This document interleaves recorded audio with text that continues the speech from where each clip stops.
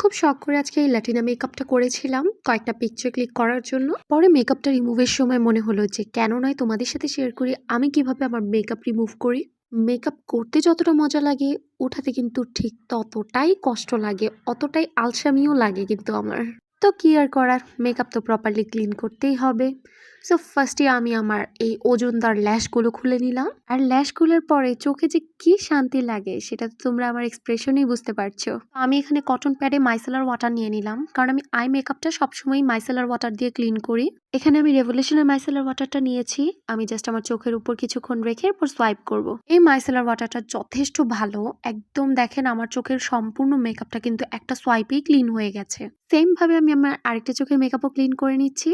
আর এরপরে আমি আমার ফেস মেকআপটা ক্লিন করে নেবো একটা ক্লিনজিং অয়েল দিয়ে। তো আমি ক্লিনজিং অয়েল হিসেবে আজকে মিক্সনের ক্লিনজিং অয়েলটা নিয়েছি। ক্লিনজিং অয়েলটা আমি আমার ফুল ফেসে সুন্দর করে ম্যাসাজ করে আমার মেকআপটাকে মেল্ট করে নিব।